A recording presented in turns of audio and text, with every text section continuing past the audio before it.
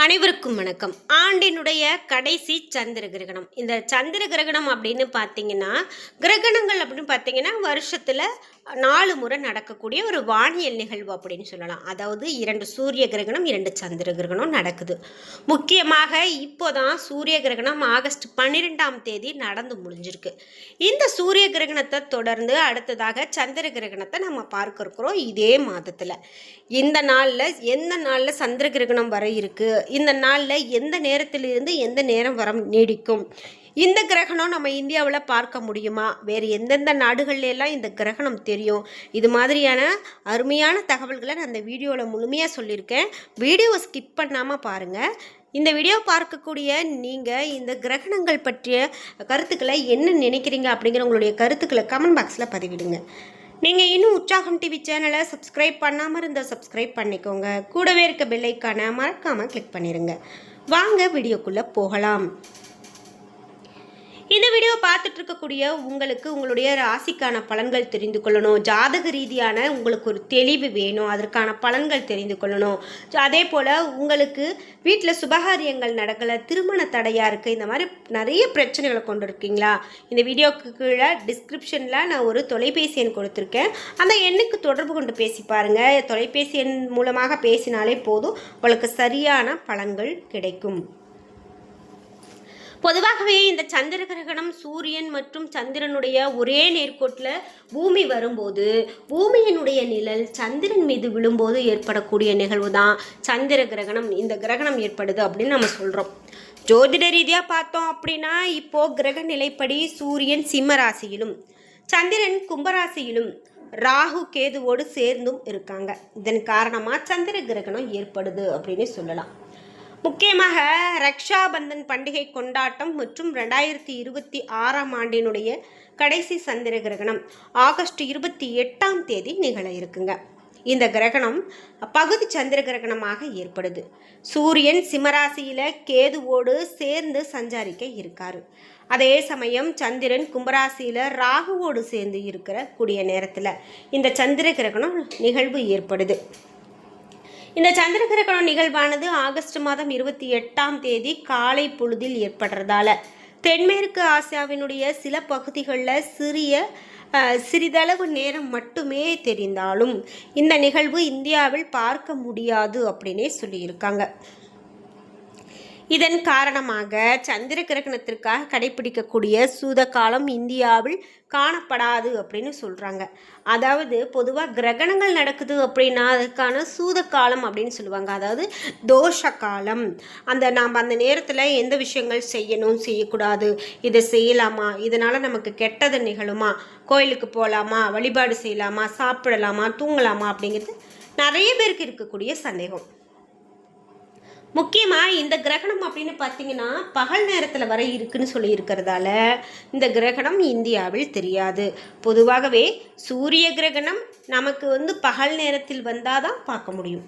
அதே போல் சந்திர கிரகணம் இரவு நேரத்தில் வந்தால் தான் பார்க்க முடியும். ஆனால் இந்த 2வது முறை கிரகணங்கள் அப்படின்னு பார்த்தீங்கன்னா இப்போது ஆகஸ்ட் 12ஆம் தேதி நடந்த சூரிய கிரகணமானது பகலில் நம்ம இந்தியாவில் பகலில் தெரியாமல் இரவில் நடந்தது. இதனால் நம்மளால் காண முடியாமல் போனது.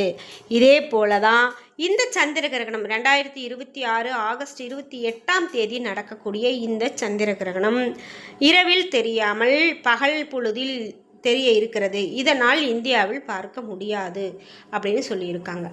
வேறு என்னென்ன நாடுகள் எல்லாம் பார்க்கலாம் அப்படிங்கிறதை தெரிஞ்சுக்கலாம். முக்கியமாக இந்த கிரகணம் காலை 6:53 மணிக்கு அதனுடைய மங்களான கிரகணம் ஏற்பட தொடங்கும். தொடர்ந்து 8:54 மணிக்கு பகுதி சந்திர கிரகணம் தொடங்க இருக்கும். இந்த சந்திர கிரகணத்தினுடைய உச்ச நிலையானது 9:42:53 நொடிகள் இந்த மணிக்கு ஏற்படும். பிறகு 12:31:47 இந்த கிரகணம் நிறைவடைய இருக்கும். இந்திய நேரப்படி பகல் பொழுதில் ஏற்படுறதால சந்திரனுடைய இந்த கிரகண நிலையானது இந்தியாவில் பார்க்க இயலாது அப்படின்னு சொன்னோம். இந்தியாவில் இந்த கிரகணம் தெரிந்தால் நாம் சூத காலம் கடைபிடிக்க வேண்டும் அப்படிங்கிறது சொல்லலாம்.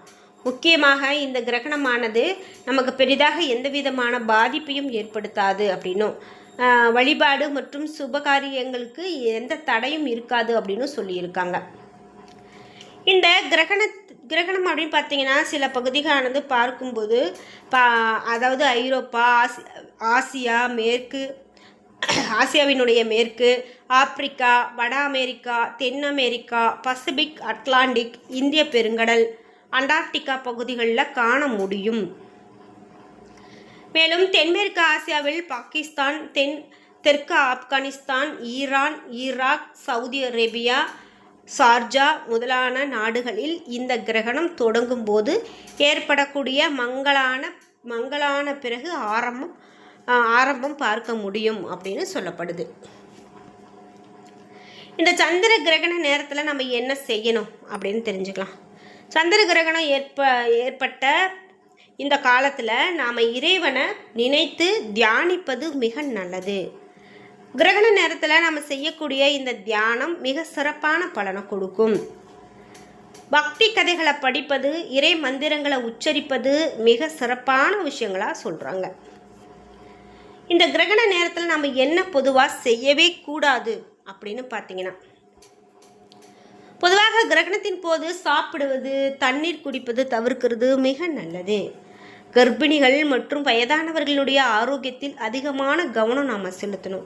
கர்ப்பிணிகள் இந்த நேரத்தில் வெளியில் வர்றதை தவிர்க்கணும். முக்கியமாக அந்த நேரத்தில் நம்ம உணவு சாப்பிடுவதை தவிர்க்கணும்.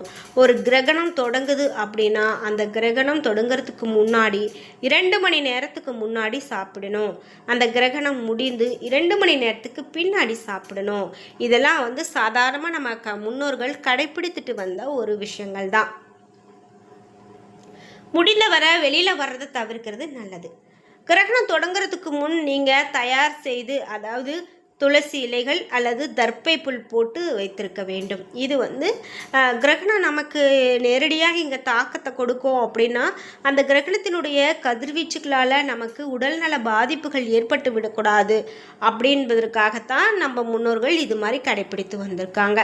அதாவது துளசி இலைகள் அல்லது தர்ப்பை புல் போட்டு வைக்கிறது நல்லது. கிரகணம் முடிந்த பிறகு குளிச்சுட்டு தானம் செய்யலாம். புண்ணியங்களை செய்வதன் மூலமாக நன்மை கிடைக்கும். இந்த கிரகணம் முடியறதுக்கு அதாவது முடியும் போது என்ன செய்வாங்கன்னா, ஒரு பக்கெட்டில் தண்ணி, அதில் ஒரு கைப்பிடி அளவுக்கு உப்பு, இதை போட்டு நம்ம வீடு சுத்தம் செய்கிறது, இது குளிக்கிறது, இது மாதிரிலாம் செய்யும்போது கண்டிப்பாக எந்த விதமான தோஷமும் நீங்கும், கிருமிகளும் நீங்கும். ஆன்மீகத்துக்கும் இது நல்ல ஒரு விஷயம் அப்படின்னு சொல்லலாம். சாதாரணமாக நம்ம கல்லுப்பு போட்டு வீட்டை துடைக்கிறோம் அப்படின்னா மகாலட்சுமியினுடைய வரவு இருக்கும். இதனால் நமக்கு பண வரவு சேரும், வறுமை நிலை இருக்காது அப்படின்லாம் நிறைய விஷயங்கள் சொல்லுவாங்க. அப்படிதாங்க இந்த கிரகணங்கள் முடியும் போது நம்ம செய்கிறது நல்லது. முக்கியமாக 96.2% சந்திர கிரகணம் அப்படின்னு பார்த்திங்கன்னா இந்த வானில் தோன்றக்கூடிய நிகழ்வு நம்மளால் பார்க்க முடியாது அப்படின்னே சொல்லப்படுது.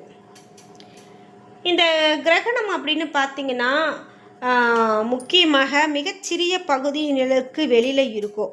இதன் காரணத்தால் முழு சந்திரகிரகணமாக அறிவிக்கப்படாமல் ஆழமான பகுதி சந்திர கிரகணமாக வகைப்படுத்தப்படுது.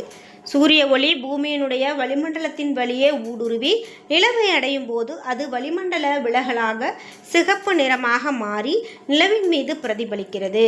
இதுவே கிரகண நேரத்தில் நிலவு சிவப்பு நிறத்தில் காட்சியளிப்பதற்கான முதன்மையான ஒரு காரணமாகவும் சொல்லப்படுது. என்ன நண்பர்களே, இன்றைக்கி வீடியோவில் நாம் இந்த ஆகஸ்ட் மாதம் நடக்க இருக்கக்கூடிய சந்திர கிரகணத்தை பற்றியும் அதை பற்றிய முழுமையான தகவல்களையும் தெரிஞ்சுக்கணும். இந்த வீடியோ கண்டிப்பாக உங்களுக்கு ரொம்ப பயனுள்ளதாகவும் பிடித்ததாகவும் இருந்திருக்கும். வீடியோ உங்களுக்கு பிடிச்சிருந்தால் லைக் பண்ணுங்கள், ஷேர் பண்ணுங்கள், கமெண்ட் பண்ணுங்கள். நீங்கள் இன்னும் உற்சாகம் டிவி சேனலை சப்ஸ்கிரைப் பண்ணாமல் இருந்தால் சப்ஸ்கிரைப் பண்ணிக்கோங்க. கூடவே இருக்க பெல் ஐக்கானை மறக்காமல் கிளிக் பண்ணிடுங்க. நன்றி வியூவர்ஸ்.